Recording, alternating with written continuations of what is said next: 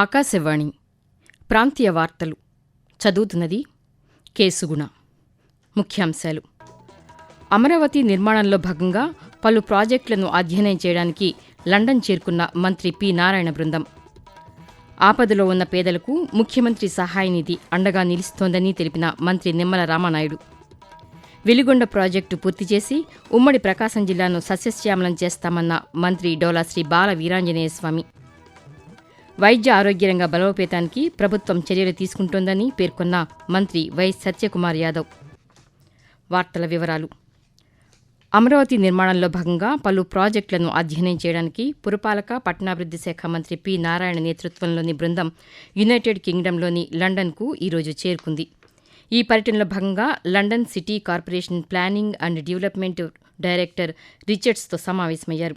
ఈ మధ్యాహ్నం బెటార్స్ పవర్ స్టేషన్ను మంత్రి నారాయణ బృందం సందర్శించనుంది.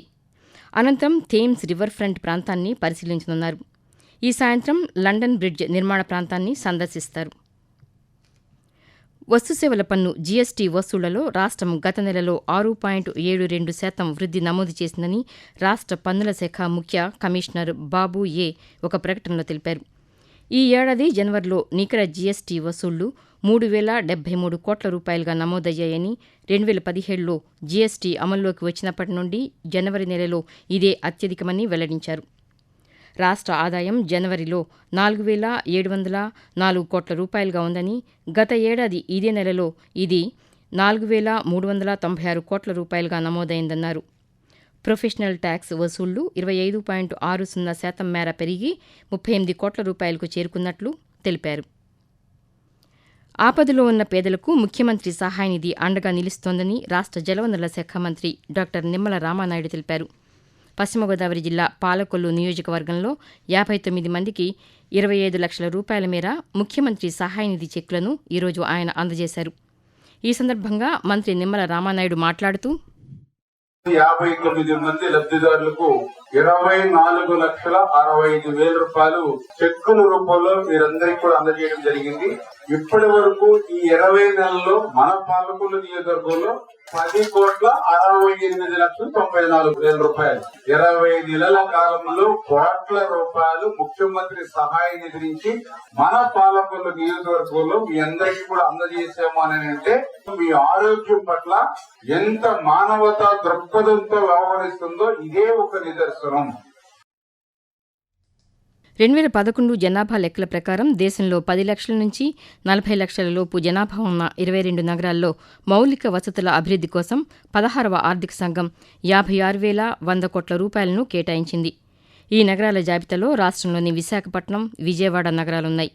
ఈ నిధులతో ఆ నగరాల్లో ఇప్పుడున్న డ్రైనేజీ వ్యవస్థను ఆధునీకరించడం, వరద నీరు, అండర్ గ్రౌండ్ డ్రైనేజీ వ్యవస్థలను వేరుగా చేయడం, మురుగునీటి పారుదల వ్యవస్థ లేని ప్రాంతాలకు ఆ సదుపాయాల్ని విస్తరించడం లాంటి పనులు చేస్తారు. నగరాల్లోని ప్రత్యేక సమస్యలను గుర్తించి వాటిని పరిష్కరిస్తారు. కేంద్ర ఆర్థిక శాఖ మంత్రి నిర్మలా సీతారామన్ పార్లమెంట్లో నిన్న ప్రవేశపెట్టిన వార్షిక బడ్జెట్పై ప్రజలు హర్షం వ్యక్తం చేస్తున్నారు. ముఖ్యంగా రాష్ట్ర రాజధాని అమరావతి అభివృద్దికి ప్రత్యేక నిధుల కేటాయింపు, హైస్పీడ్ రైల్వే కారిడార్లో ఆంధ్రప్రదేశ్కు భాగస్వామ్యం కల్పించడం, అదేవిధంగా ఆదాయ పన్ను చెల్లింపులను సులభతరం చేయడం వంటి పలు నిర్ణయాల పట్ల అన్ని వర్గాల ప్రజలు సంతృప్తిని వ్యక్తం చేస్తున్నారు. బడ్జెట్పై ప్రకాశం జిల్లా ఒంగోలుకు చెందిన విద్యార్థి రాయపాటి జగదీష్ ఆకాశవాణితో మాట్లాడుతూ ఏఐ ద్వారా విద్యార్థులను భాగస్వామ్యాలు చేసుకోవటం, క్రీడా అభివృద్ధిలో ఖేల్ ఇండియా ద్వారా ఎవరైతే మహిళా విద్యార్థులకి సపరేట్గా మరి కోచింగ్ కేంద్రాలు ఏర్పాటు చేయటం చాలా సంతోషంగా ఉంది. ఆంధ్రప్రదేశ్కి సంబంధించినంత వరకు కూడా బడ్జెట్లో చాలా నిధులు కేటాయించింది. రైల్వే ప్రాజెక్టులు కానివ్వండి, అదేవిధంగా ఖేల్ ఇండియాలో కానివ్వండి, వికసిత భారత్లో కానివ్వండి, వీటన్నిటిలో కూడా మరి ఆంధ్రప్రదేశ్ని భాగస్వామ్యాలు చేసుకొని ఇక్కడ యువతకు, విద్యార్థికి పెద్ద పీట వేయాలని ఆలోచన చేయటం చాలా సంతోషంగా ఉంది. ఆకాశవాణి ప్రాంతీయ వార్తలు వింటున్నారు. వెలిగొండ ప్రాజెక్టు పూర్తి చేసి ఉమ్మడి ప్రకాశం జిల్లాను సస్యశ్యామలం చేస్తామని రాష్ట్ర సాంఘిక సంక్షేమ శాఖ మంత్రి డోలా శ్రీ బాల వీరాంజనేయ స్వామి తెలిపారు. ప్రకాశం జిల్లా 57వ అవతరణ దినోత్సవాన్ని పురస్కరించుకుని ఒంగోలులోని కలెక్టర్ కార్యాలయంలో జరిగిన కార్యక్రమంలో ఆయన ఈరోజు పాల్గొన్నారు. ప్రకాశం జిల్లా అభివృద్దికి ప్రభుత్వం చర్యలు చేపడుతోందని మంత్రి డోలా శ్రీ బాల వీరాంజనేయ స్వామి తెలియజేస్తూ అత్యంత ముఖ్యమైన ప్రాజెక్ట్ వెలుగొండ ప్రాజెక్ట్ ని ఈ సంవత్సరం పూర్తి చేయాలనే సంకల్పంతో మేము ముందుకు వెళ్తా ఉన్నాం. మన ప్రాంతంలో ఉన్నటువంటి వాణిజ్య పంటలైనటువంటి పొగాకు వీటికి కూడా ఈ మధ్య వచ్చిన సమస్యల అధిగమనం కూడా కేంద్రంతో సంప్రదింపులు జరిపి రైతులకు కూడా ఇబ్బంది లేకుండా చర్యలు తీసుకుంటున్నాం. ప్రకాశం జిల్లా అవతరణ దినోత్సవాల సందర్భంగా ఉమ్మడి ప్రకాశం జిల్లా వాసులందరికీ కూడా నేను ధన్యవాదాలు తెలియజేస్తున్నాను. ఎందుకంటే ఆ ప్రకాశం ఏర్పాటు చేసిన తర్వాత ఉమ్మడి జిల్లాలో వెనుకబాటుతనం నుంచి చాలా వరకు మనం ముందుకు తీసుకురావడంలో ఈ ప్రకాశం జిల్లా సేవల్ని మనం ఒకసారి గుర్తు చేసుకుంటూ భావితరాలకి మరింత ముందుకు పోవాలని తీసుకెళ్తామని కోరుకుంటూ సెలవు తీసుకున్నాను. కేంద్ర ఆర్థిక శాఖ మంత్రి నిర్మలా సీతారామన్ పార్లమెంట్లో నిన్న ప్రవేశపెట్టిన వార్షిక బడ్జెట్పై తిరుపతి జిల్లా వాసులు హర్షం వ్యక్తం చేస్తున్నారు.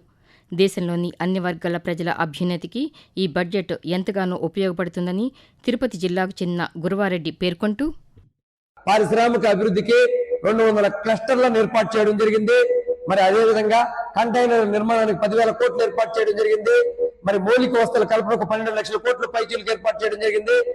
మరి మహిళా సాధికారత కోసం పెద్ద ఎత్తున సంక్షేమ కార్యక్రమాలు చేసే దాంట్లో నిధులు తీసుకురావడం, అదేవిధంగా ఖాదీ విలేజ్ డెవలప్మెంట్ కావచ్చు, హస్తకళల అభివృద్ధికి పెద్ద ఎత్తున తోడ్పాటు అందించడానికి ఈ బడ్జెట్ లో నిధులు కేటాయించడాన్ని స్వాగతిస్తున్నాం. వైద్య ఆరోగ్య రంగ బలోపేతానికి ప్రభుత్వం చర్యలు తీసుకుంటోందని రాష్ట్ర వైద్య ఆరోగ్య శాఖ మంత్రి వై సత్యకుమార్ యాదవ్ పేర్కొన్నారు. విజయనగరం జిల్లా ఎస్కోట ఏరియా ఆసుపత్రి వద్ద 12,60,00,000 రూపాయలతో నిర్మించిన నూతన 100 పడకల ఆసుపత్రి భవనాన్ని, డయాలసిస్ యూనిట్ను ఆయన ఈరోజు ప్రారంభించారు. ఈ సందర్భంగా మంత్రి మాట్లాడుతూ ఆరోగ్య ఆంధ్రప్రదేశ్ నిర్మాణంలో అందరూ భాగస్వాములు కావాలని కోరారు. ఈ కార్యక్రమంలో సూక్ష్మ, చిన్న, మధ్యతరహా పరిశ్రమల శాఖ మంత్రి కొండపల్లి శ్రీనివాస్ పాల్గొన్నారు. గత 6 నెలలుగా బంగ్లాదేశ్ నిర్బంధంలో ఉన్న రాష్ట్రంలోని విజయనగరం జిల్లాకు చెందిన 9 మంది మత్స్యకారులు ఈరోజు స్వదేశానికి చేరుకున్నారు. ఇండియన్ కోస్ట్ గార్డ్ పర్యవేక్షణలో వీరు సురక్షితంగా విశాఖపట్నం చేరుకున్నారు. 2025 అక్టోబర్లో వేటకు వెళ్లిన మత్స్యకారులు సరిహద్దు జలాలను దాటారని బంగ్లాదేశ్ నేవీ అధికారులు వారిని అదుపులోకి తీసుకున్నారు. తర్వాత వారిని అరెస్టు చేసి బాగర్హాట్ జైలుకు తరలించారు. అనంతరం భారత దౌత్య అధికారులు నిరంతరం బంగ్లాదేశ్ ప్రభుత్వంతో సంప్రదింపులు జరిపి వారిని రాష్ట్రానికి తీసుకువచ్చారు. ప్రభుత్వానికి మత్స్యకారులు, వారి కుటుంబ సభ్యులు ఈ సందర్భంగా కృతజ్ఞతలు తెలిపారు. జింబాబ్వేతో జరుగుతున్న ఐసీసీ అండర్-19 వన్డే క్రికెట్ ప్రపంచ కప్ సెమీఫైనల్లోకి భారత జట్టు ప్రవేశించింది. నిన్న పాకిస్తాన్తో జరిగిన మ్యాచ్లో విజయం సాధించడంతో సెమీఫైనల్లోకి భారత్ చేరుకుంది. ఈ నెల 4వ తేదీన ఆఫ్ఘనిస్తాన్, భారత్ జట్ల మధ్య సెమీఫైనల్ మ్యాచ్ జరగనుంది. మరోవైపు ఈ నెల 7వ తేదీ నుంచి ఐసీసీ T20 ప్రపంచ కప్ పోటీలను భారత్, శ్రీలంక దేశాలు సంయుక్తంగా నిర్వహించనున్నాయి. ఇందులో 20 దేశాలు పాల్గొంటున్నాయి. ప్రజా సమస్యల పరిష్కార వేదిక కార్యక్రమంలో వచ్చే ప్రతి అర్జీని సకాలంలో పరిష్కరించేలా చర్యలు తీసుకుంటున్నట్లు అనంతపురం జిల్లా జాయింట్ కలెక్టర్ సి విష్ణుచరణ్ తెలిపారు. అనంతపురం కలెక్టర్ కార్యాలయంలో జరిగిన ప్రజా సమస్యల పరిష్కార వేదిక కార్యక్రమంలో ఆయన ఈరోజు పాల్గొని అర్జీలను స్వీకరించారు. ఈ సందర్భంగా ఆయన మాట్లాడుతూ ప్రజల నుంచి వచ్చిన అర్జీలను అధికారులు నిర్దేశించిన గడువులోనే పరిష్కరిస్తున్నట్లు ఆయన వివరించారు. వాతావరణం. ఆంధ్రప్రదేశ్, యానాంలలో దిగువ ట్రోపో ఆవరణలు ఈశాన్య, తూర్పు దిశగా గాలులు వీస్తున్నాయని అమరావతిలోని భారత వాతావరణ కేంద్రం తెలిపింది. వీటి ఫలితంగా కోస్తా ఆంధ్ర, యానాం, రాయలసీమల్లో ఈరోజు పొడి వాతావరణం ఏర్పడే అవకాశం ఉందని వాతావరణ కేంద్ర అధికారి ఎల్ నారాయణ పేర్కొన్నారు. ప్రాంతీయ వార్తలు ముగించే ముందు ముఖ్యాంశాలు మరొకసారి. అమరావతి నిర్మాణంలో భాగంగా పలు ప్రాజెక్టులను అధ్యయనం చేయడానికి లండన్ చేరుకున్న మంత్రి పి నారాయణ బృందం. ఆపదలో ఉన్న పేదలకు ముఖ్యమంత్రి సహాయ నిధి అండగా నిలుస్తోందని తెలిపిన మంత్రి నిమ్మల రామానాయుడు. వెలిగొండ ప్రాజెక్టు పూర్తి చేసి ఉమ్మడి ప్రకాశం జిల్లాను సస్యశ్యామలం చేస్తామన్న మంత్రి డోలా శ్రీ బాల వీరాంజనేయ స్వామి. వైద్య ఆరోగ్య రంగ బలోపేతానికి ప్రభుత్వం చర్యలు తీసుకుంటోందని పేర్కొన్న మంత్రి వై సత్యకుమార్ యాదవ్. ఆకాశవాణి ప్రాంతీయ వార్తలు ఇంతటితో సమాప్తం.